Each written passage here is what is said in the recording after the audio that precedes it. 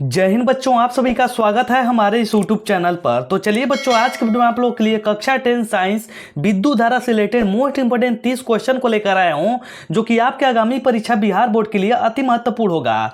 और हाँ बच्चों, इस वीडियो के लास्ट में आप लोगों से एक क्वेश्चन पूछा जाएगा, जिसका आंसर आप लोगों को कमेंट सेक्शन में जरूर देना है। और बच्चों, विद्युत धारा का हमारा पार्ट नंबर 2 वीडियो है, अभी तक पार्ट नंबर 1 को नहीं देखे हैं तो उसका लिंक नीचे के डिस्क्रिप्शन बॉक्स में है, वहां से जाकर आप लोग देखकर अच्छे से याद कर सकते हैं। और बच्चों, आप लोगों से एक अनुरोध है कि वीडियो को आप लोग शुरू से लेकर अंत तक देखिएगा और चैनल को सब्सक्राइब करके एक प्यारा सा कमेंट जरूर कीजिएगा। तो चलिए बच्चों, बिना विलंब के वीडियो को स्टार्ट करते हैं। तो यहां पर देखिए बच्चों, जो हमारा आज का पहला प्रश्न दिया हुआ है कि 1 जूल का मान होता है। ये जो क्वेश्चन है ना प्यारे बच्चों, बहुत बार एग्जाम में रिपीट हो चुका है कि 1 जूल का मान कितना होता है। तो यहां पर देखिए बच्चों, जो हमारा ऑप्शन नंबर ए दिया है 4.18 कैलोरी, बी में दिया है प्यारे बच्चों 0.24 कैलोरी, सी में दिया है बच्चों यहाँ पर 0.42 कैलोरी और डी में दिया है इनमें से सभी सत्य हैं। तो प्यारे बच्चों, जो हमारा 1 जूल का मान होता है कितना होता है प्यारे बच्चों, तो 0.24 यहाँ पर कैलोरी होता है, जिसका राइट आंसर बच्चों हमारा ऑप्शन नंबर बी हो जाएगा। तो चलिए बच्चों, इसी प्रकार से नेक्स्ट क्वेश्चन की ओर चलते हैं। यहां पर देखिए बच्चों, जो हमारा नेक्स्ट क्वेश्चन दिया है कि शुष्क सेल में ऋण इलेक्ट्रोड किस धातु का होता है। तो यहां पर देखिए बच्चों, जो हमारा ऑप्शन नंबर ए दिया है कार्बन का, बी में दिया है जस्ता का, सी में दिया है तांबा का और डी में दिया इनमें से कोई नहीं। तो प्यारे बच्चों, शुष्क सेल में ऋण इलेक्ट्रोड किस धातु का बने होते हैं, तो जस्ता का बने होते हैं, जिसका राइट आंसर हमारा ऑप्शन नंबर बी हो जाएंगे। तो चलिए बच्चों, इसी प्रकार से नेक्स्ट क्वेश्चन की ओर चलते हैं। यहां पर देखिए बच्चों, जो हमारा नेक्स्ट क्वेश्चन दिया है कि शुष्क सेल में धन इलेक्ट्रोड किस धातु का होता है। तो यहां पर देखिए बच्चों, जो हमारा ऑप्शन नंबर ए दिया है कॉपर का, बी में दिया है जस्ता का, सी में दिया है कार्बन का और डी में दिया है लोहे का। तो प्यारे बच्चों, शुष्क सेल में धन इलेक्ट्रोड होते हैं वो किस धातु का बने होते हैं प्यारे बच्चों, तो हमारे कार्बन का बने होते हैं, जिसका राइट आंसर हमारा ऑप्शन नंबर सी हो जाएंगे। तो चलिए प्यारे बच्चों, नेक्स्ट क्वेश्चन की ओर चलते हैं। यहां पर देखिए बच्चों, जो हमारा नेक्स्ट क्वेश्चन दिया है कि किसी कुंडली का प्रतिरोध ज्ञात करने का सूत्र है। तो यहां पर देखिए बच्चों, जो हमारा ऑप्शन नंबर ए दिया है R बराबर भी गुणे आई, बी में दिया है प्यारे बच्चों R बराबर भी बटा में आई, सी में दिया है प्यारे बच्चों R बराबर आई बटा में भी और डी में दिया है प्यारे बच्चों R बराबर भी माइनस आई। तो प्यारे बच्चों, जिसका राइट आंसर हो जाएगा हमारा किसी कुंडली का प्रतिरोध ज्ञात करने के लिए जिस सूत्र का उपयोग होता है वो R बराबर आई बटा में भी होता है। इसका मतलब होता है प्यारे बच्चों कि प्रतिरोध बराबर धारा बटा में विभवांतर होता है। तो चलिए प्यारे बच्चों, नेक्स्ट क्वेश्चन की ओर चलते हैं। यहां पर देखिए बच्चों, जो हमारा नेक्स्ट क्वेश्चन दिया हुआ है कि बिजली के फ्यूज का तार बना होता है, यानी कि बिजली के फ्यूज का तार किसका बना होता है प्यारे बच्चों, तो ऑप्शन नंबर ए हमारा क्या कह रहा है टीन का, बी में दिया है प्यारे बच्चों तांबा का, सी में दिया है प्यारे बच्चों तांबा और टीन दोनों का और डी में दिया है इनमें से कोई नहीं। ये क्वेश्चन बहुत बार आ चुका है एग्जाम में प्यारे बच्चों कि बिजली के फ्यूज का जो तार बना होता है वो किसका बना होता है। तो किसका बना होता है प्यारे बच्चों, तो तांबा और टीन दोनों का बना होता है, जिसका राइट आंसर हमारा ऑप्शन नंबर सी हो जाएंगे। अच्छे से याद रखिएगा। तो चलिए प्यारे बच्चों, नेक्स्ट क्वेश्चन की ओर चलते हैं। यहां पर देखिए बच्चों, जो हमारा नेक्स्ट क्वेश्चन दिया हुआ है कि इलेक्ट्रॉन वोल्ट बराबर होता है। ये क्वेश्चन बहुत इंपॉर्टेंट क्वेश्चन है प्यारे बच्चों, जिसको कि आप लोग कक्षा 8 से ही देखते आ रहे हैं कि इलेक्ट्रॉन वोल्ट बराबर, यानी कि 1 इलेक्ट्रॉन वोल्ट बराबर कितना होता है, यानी कि कितना जूल होता है प्यारे बच्चों। तो यहां पर देखिए, जो हमारा ऑप्शन नंबर ए दिया हुआ है 1.6 गुणे 10 पे पावर माइनस 19 जूल, बी में दिया है प्यारे बच्चों 1.6 गुणे 10 पे पावर माइनस 30 जूल, सी में दिया है प्यारे बच्चों 1.6 गुणे 10 पे पावर यहाँ पर 27 जूल। यहाँ पर 10 पे पावर 27 है प्यारे बच्चों, यहाँ पर लिखा गया है, माफी चाहता हूं, थोड़ा सा मैनेज करके चलिएगा। और डी में दिया है प्यारे बच्चों इनमें से कोई नहीं। तो प्यारे बच्चों, 1 इलेक्ट्रॉन वोल्ट बराबर जो हमारा होता है 1.6 गुणे 10 पे पावर माइनस 19 जूल होता है, जो कि बहुत सारे बच्चों को यहाँ पर पहले से इसका आंसर पता होगा। अगर बच्चों आप लोग को पहले से ही आंसर पता है तो आप लोग कमेंट सेक्शन में अपना जवाब जरूर दीजिए। तो चलिए बच्चों, इसी प्रकार से नेक्स्ट क्वेश्चन की ओर चलते हैं। यहां पर देखिए बच्चों, जो हमारा नेक्स्ट क्वेश्चन यानी कि 7 नंबर क्वेश्चन जो दिया हुआ है कि 1 मीटर एम्पियर बराबर कितना होता है। ये क्वेश्चन बहुत बार एग्जाम में आ चुका है प्यारे बच्चों कि 1 मीटर एम्पियर बराबर कितना होता है। तो यहां पर देखिए बच्चों, जो हमारा ऑप्शन नंबर ए दिया है 10 पे पावर माइनस 3 एम्पियर, बी में दिया है प्यारे बच्चों 10 पे पावर माइनस 2 एम्पियर, सी में दिया है प्यारे बच्चों 10 पे पावर माइनस 1 एम्पियर और डी में दिया है 10 पे पावर माइनस 11 एम्पियर। तो प्यारे बच्चों, 1 मीटर एम्पियर बराबर बराबर कितना होता है, तो 10⁻³ एम्पियर होता है। इसको हम लोग कैसे लिख सकते हैं, तो प्यारे बच्चों 1 में हम लोग 1000 इसको आराम से लिख सकते हैं, जिसका राइट आंसर हमारा ऑप्शन नंबर ए हो जाएंगे। तो चलिए प्यारे बच्चों इस प्रकार से नेक्स्ट क्वेश्चन की ओर चलते हैं। यहाँ पर देखिए बच्चों जो हमारा नेक्स्ट क्वेश्चन दिया है कि 1 माइक्रो एम्पियर बराबर कितना होता है। ये जो क्वेश्चन बहुत बार एग्जाम में आया हुआ क्वेश्चन है प्यारे बच्चों, इसको अच्छे से याद रखिएगा कि 1 माइक्रो एम्पियर बराबर कितना होता है। और माइक्रो एम्पियर को हम लोग म्यू से सूचित करते हैं, जिसको कि आप लोग यू जैसा यहाँ पर दिख रहा है, इसको हम लोग माइक्रो यहाँ पर एम्पियर पढ़ते हैं प्यारे बच्चों, और एम्पियर को हम लोग ए से सूचित करते हैं। तो 1 माइक्रो एम्पियर बराबर कितना होता है प्यारे बच्चों, तो यहाँ पर देखिए ऑप्शन नंबर ए में दिया है 10⁻5 एम्पियर, बी में दिया है 10⁻4 एम्पियर, सी में दिया है 10⁻3 एम्पियर, और डी में दिया है प्यारे बच्चों 10⁻6 एम्पियर। तो 1 माइक्रो एम्पियर बराबर कितना होता है प्यारे बच्चों, तो 10⁻6 एम्पियर होता है, जिसका राइट आंसर हमारा ऑप्शन नंबर डी हो जाएंगे। तो चलिए प्यारे बच्चों इस प्रकार से नेक्स्ट क्वेश्चन की ओर चलते हैं। यहाँ पर देखिए बच्चों जो हमारा नेक्स्ट क्वेश्चन दिया है कि अगर क्यू आवेश विभवांतर भी से प्रवाहित हो तो किया गया कार्य होगा। तो किया गया कार्य क्या होगा प्यारे बच्चों, तो यहाँ पर देखिए ऑप्शन नंबर ए में क्या दिया है, भी बटा में क्यू, बी में दिया है प्यारे बच्चों क्यू बटा में भी, और सी में दिया है भी इंटू क्यू, और डी में दिया है प्यारे बच्चों भी माइनस क्यू। तो अगर क्यू आवेश विभवांतर भी से प्रवाहित हो तो प्यारे बच्चों किया गया कार्य क्या होगा प्यारे बच्चों, तो किया गया जो हमारा कार्य होगा प्यारे बच्चों वो क्या होगा प्यारे बच्चों, तो जो किया गया कार्य होगा भी इंटू क्यू होगा, यानी कि ऑप्शन नंबर विभवांतर गुणे आवेश हो जाएगा प्यारे बच्चों, यानी कि भी इंटू क्यू बराबर हमारा क्या होते हैं कि विभवांतर गुणे आवेश हो जाएंगे, जिसका राइट आंसर हमारा ऑप्शन नंबर सी हो जाएगा। तो चलिए प्यारे बच्चों नेक्स्ट क्वेश्चन की ओर चलते हैं। यहाँ पर देखिए बच्चों जो हमारा नेक्स्ट क्वेश्चन दिया है कि सेल बाहरी परिपथ में जिस प्लेट में धारा भेजती है उस सेल को कहते हैं। तो यहाँ पर देखिए बच्चों जो हमारा ऑप्शन नंबर ए दिया हुआ है यहाँ पर धन ध्रुव, बी में दिया है प्यारे बच्चों यहाँ पर ऋण ध्रुव, सी में दिया है दोनों, और डी में दिया है इनमें से कोई नहीं। तो प्यारे बच्चों सेल जो बाहरी परिपथ में जिस प्लेट से यहाँ पर धारा भेजता है उस सेल को यहाँ पर क्या कहते हैं प्यारे बच्चों, तो उसको हम लोग कहते हैं धन ध्रुव कहते हैं, जिसका राइट आंसर हमारा ऑप्शन नंबर ए हो जाएंगे। तो चलिए बच्चों इस प्रकार से नेक्स्ट क्वेश्चन की ओर चलते हैं। यहाँ पर देखिए बच्चों जो हमारा नेक्स्ट क्वेश्चन है कि 11 नंबर जो क्वेश्चन दिया है बच्चों बहुत बार एग्जाम में पूछा गया है, और कभी कभी ऐसा होता है कि जो क्वेश्चन है ना 2 नंबर में भी पूछ देता है। तो यहाँ पर क्वेश्चन क्या है प्यारे बच्चों कि किसी चालक का प्रतिरोध निर्भर करता है। तो वहां पर कैसे आप लोग से पूछता है कि जो हमारे किसी चालक का प्रतिरोध होता है वो किन किन बातों पर निर्भर करता है। तो यहाँ पर देखिए बच्चों जो हमारा ऑप्शन नंबर ए दिया है चालक की लंबाई पर, बी में दिया है चालक के अनुप्रस्थ काट के क्षेत्रफल पर, सी में दिया है चालक की प्रकृति पर, और डी में दिया है उपयुक्त सभी। तो प्यारे बच्चों देखिए किसी चालक का जो प्रतिरोध निर्भर करता है उपयुक्त सभी पर निर्भर करता है, यानी कि चालक की लंबाई पर भी करता है, चालक के अनुप्रस्थ काट के क्षेत्रफल पर भी करता है, और चालक की प्रकृति पर भी करता है। तो उपयुक्त सभी हो जाएंगे, इसको अच्छे से याद रखिएगा प्यारे बच्चों। यह क्वेश्चन 2 नंबर भी आ सकता है और 1 नंबर भी आ सकता है। तो चलिए बच्चों इस प्रकार से नेक्स्ट क्वेश्चन की ओर चलते हैं। तो यहाँ पर देखिए बच्चों जो हमारा 12 नंबर जो क्वेश्चन दिया है कि जिन पदार्थों में विद्युत मुक्त रूप से प्रवाहित होती है उन्हें क्या कहते हैं। तो यहाँ पर देखिए बच्चों जो हमारा ऑप्शन नंबर ए दिया है अर्ध विद्युतीय चालक, बी में दिया है विद्युत रोधी यहाँ पर, सी में दिया है विद्युत चालक, और डी में दिया हुआ है इनमें से कोई नहीं। तो प्यारे बच्चों एक बार और क्वेश्चन को पढ़ते हैं कि जिन पदार्थों में विद्युत मुक्त रूप से प्रवाहित होती है उन्हें कहते हैं। तो उन्हें क्या कहते हैं प्यारे बच्चों, तो उन्हें जो हम लोग कहते हैं उन्हें क्या कहते हैं, तो उसे हम लोग कहते हैं विद्युत चालक कहते हैं, यानी कि ऑप्शन नंबर सी हमारे राइट आंसर हो जाएंगे। तो चलिए बच्चों इस प्रकार से नेक्स्ट क्वेश्चन की ओर चलते हैं। यहाँ पर देखिए बच्चों जो हमारा नेक्स्ट क्वेश्चन दिया है कि जिन पदार्थों से विद्युत धारा आसानी से प्रवाहित नहीं होता है उसे क्या कहते हैं। तो प्यारे बच्चों का क्वेश्चन बहुत बार एग्जाम में आया हुआ क्वेश्चन है कि जिन पदार्थों से अगर विद्युत धारा नहीं प्रवाहित हो पाता है उसे हम लोग क्या कहते हैं। तो यहाँ पर देखिए बच्चों जो हमारा ऑप्शन नंबर ए दिया है विद्युत रोधी, बी में दिया है विद्युत चालक, सी में दिया है ए और बी दोनों, और डी में दिया इनमें से कोई नहीं। तो प्यारे बच्चों क्वेश्चन को समझते हैं हम लोग कि जिन पदार्थों से विद्युत धारा नहीं प्रवाहित हो पाती है उसे हम लोग क्या कहते हैं। तो उसे बच्चों हम लोग कहते हैं विद्युत रोधी कहते हैं। उसे क्या कहते हैं प्यारे बच्चों? तो उसे हम लोग विद्युत रोधी कहते हैं। विद्युत रोधी का मतलब होता है कि विद्युत का विरोध करना। तो चलिए बच्चों इस प्रकार से नेक्स्ट क्वेश्चन की ओर चलते हैं। यहाँ पर देखिए बच्चों, जो हमारा नेक्स्ट क्वेश्चन दिया है कि विद्युत प्रवाह की दिशा मानी जाती है, यानी कि विद्युत प्रवाह की दिशा किधर से किधर की ओर मानी जाती है प्यारे बच्चों?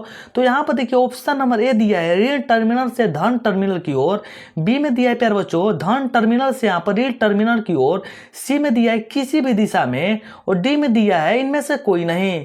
तो प्यारे बच्चों विद्युत प्रवाह की जो दिशा मानी जाती है वो धन टर्मिनल से ऋण टर्मिनल की ओर मानी जाती है, जिसका राइट आंसर हमारा ऑप्शन नंबर बी हो जाएंगे। तो चलिए बच्चों इस प्रकार से नेक्स्ट क्वेश्चन की ओर चलते हैं। यहाँ पर देखिए बच्चों, जो हमारा नेक्स्ट क्वेश्चन दिया है कि एकांक समय में विद्युत आवेश के परिमाण के प्रवाह को क्या कहते हैं? तो एकांक समय में प्यारे बच्चों विद्युत आवेश के परिमाण के प्रवाह को क्या कहते हैं?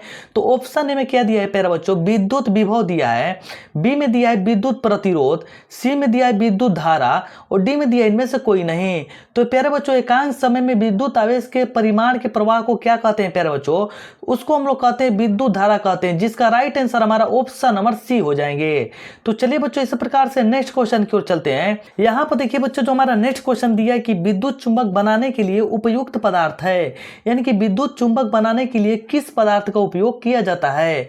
तो यहाँ पर देखिए प्यारे बच्चों ऑप्शन नंबर ए दिया है नरम लोहे का, बी में दिया है इस्पात का, सी में दिया है निकेल का, और डी में दिया है इनमें से कोई नहीं। तो प्यारे बच्चों विद्युत चुंबक बनाने के लिए किसका उपयोग होता है प्यारे बच्चों? तो नरम लोहा का होता है, जिसका राइट आंसर हमारा ऑप्शन नंबर ए हो जाएंगे। बहुत बार एग्जाम में पूछा गया क्वेश्चन है प्यारे बच्चों कि विद्युत चुंबक बनाने के लिए किसका उपयोग किया जाता है।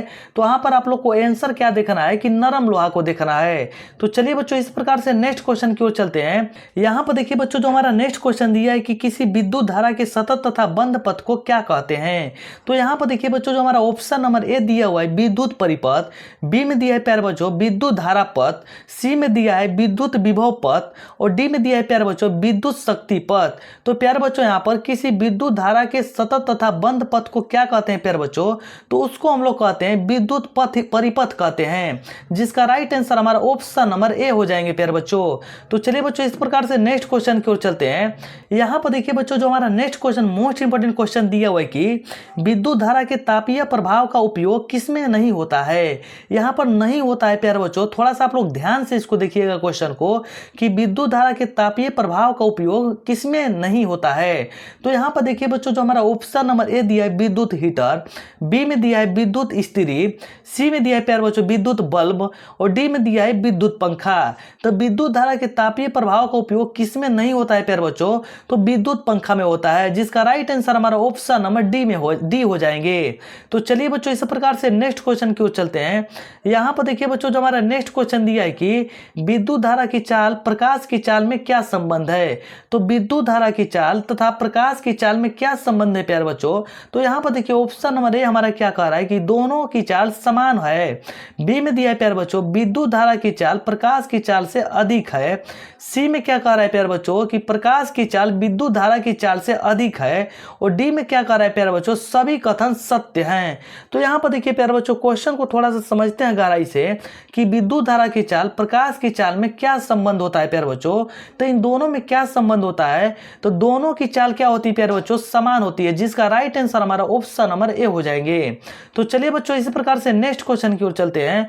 यहाँ पर देखिए बच्चों, जो हमारा नेक्स्ट क्वेश्चन दिया हुआ है कि इलेक्ट्रॉन पर आवेश होता है।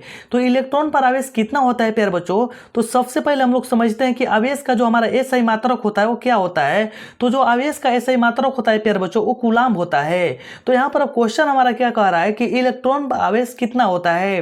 तो ऑप्शन नंबर ए में क्या दिया है प्यारे बच्चों 1.6 × 10⁻20 कूलाम्ब, बी में दिया है प्यारे बच्चों 1.6 × 10⁻27 कूलाम्ब, सी में दिया है प्यारे बच्चों 1.6 × 10⁻19 कूलाम्ब, और डी में दिया है प्यारे बच्चों इनमें से कोई नहीं।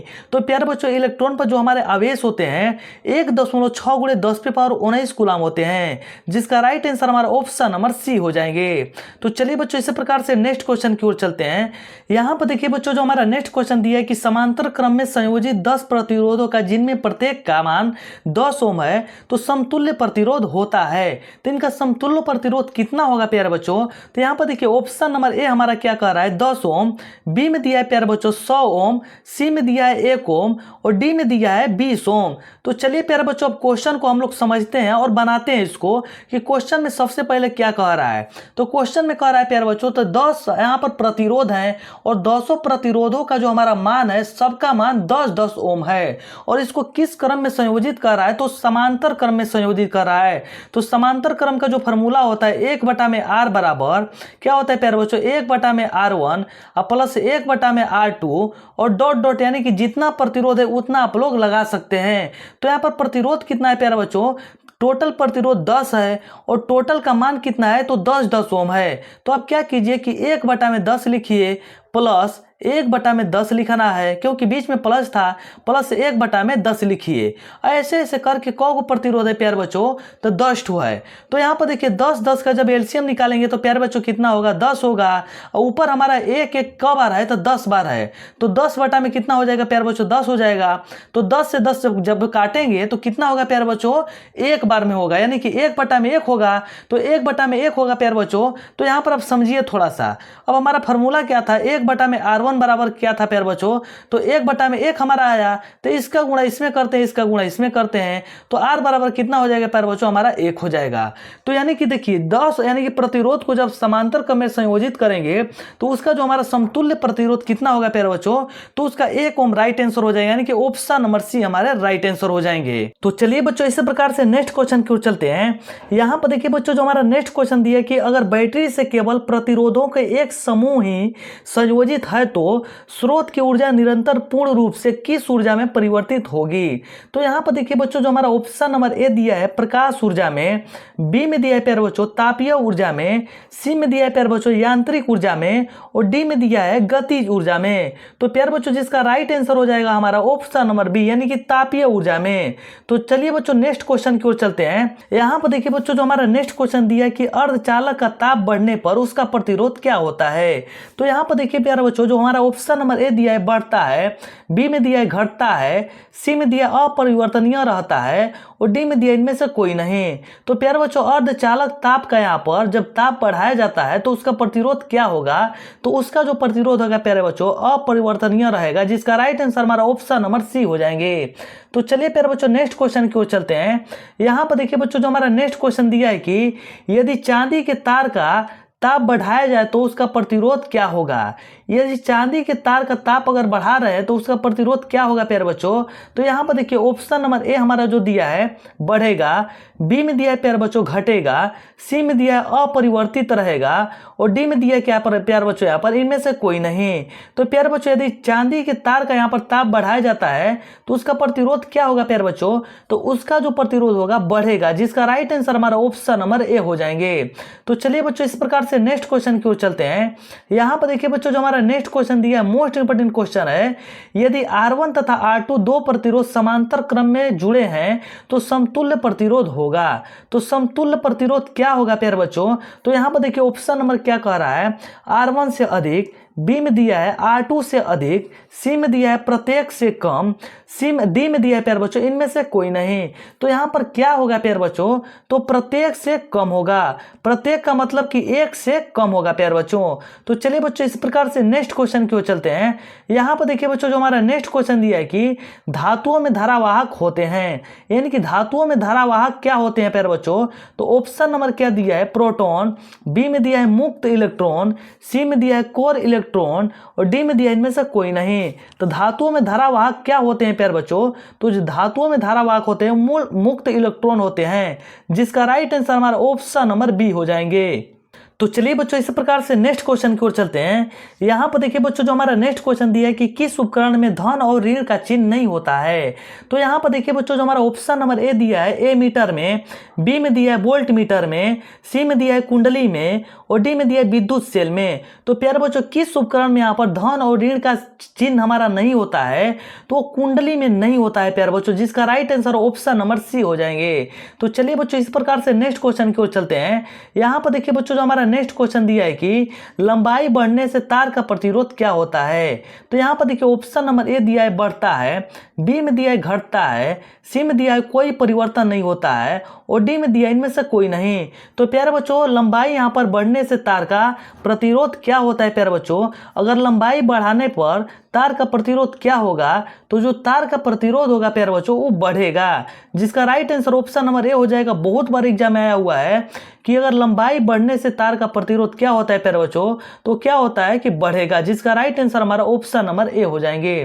तो चलिए बच्चों नेक्स्ट क्वेश्चन की ओर चलते हैं। यहाँ पर देखिए बच्चों जो हमारा नेक्स्ट क्वेश्चन दिया हुआ है कि निम्न में से किसका अर्थ जल होता है। तो यहाँ पर देखिए बच्चों जो हमारा ऑप्शन नंबर ए दिया है पेट्रो, बी में दिया है टर्बो, सी में दिया है नाइट्रो और डी में दिया है हाइड्रो। तो प्यारे बच्चों निम्नलिखित में से किसका अर्थ जल होता है, तो हाइड्रो का होता है, जिसका राइट आंसर हमारा ऑप्शन नंबर डी हो जाएंगे। तो चलिए प्यारे बच्चों नेक्स्ट क्वेश्चन की ओर चलते हैं। यहाँ पर देखिए बच्चों जो हमारा 30 नंबर क्वेश्चन दिया हुआ है, इसका आंसर आप लोग को कमेंट सेक्शन में जरूर देना है और कमेंट सेक्शन में साथ में यह भी आप लोग को बताना है कि 30 क्वेश्चन में से आप लोग को कितने क्वेश्चन आ रहे थे। तो चलिए प्यारे बच्चों सबसे पहले हम लोग क्वेश्चन को पढ़ते हैं। तो यहाँ पर देखिए क्वेश्चन क्या कह रहा है कि ताप बढ़ने पर चालक का प्रतिरोध क्या होता है। तो ऑप्शन ए क्या कह रहा है प्यारे बच्चों, बढ़ता है, बी में दिया है घटता है, सी में दिया है घटता बढ़ता नहीं है और डी में दिया है प्यारे बच्चों इनमें से कोई नहीं। तो प्यारे बच्चों इसका आंसर आप लोग को कमेंट सेक्शन में जरूर देना है। यदि आप लोग को वीडियो अच्छी लगी तो वीडियो को लाइक करना है, चैनल को सब्सक्राइब करना है और इस वीडियो को आगे तक शेयर जरूर करना है। तो चलिए बच्चों मिलते हैं एक नेक्स्ट वीडियो के साथ, तब तक के लिए जय हिंद।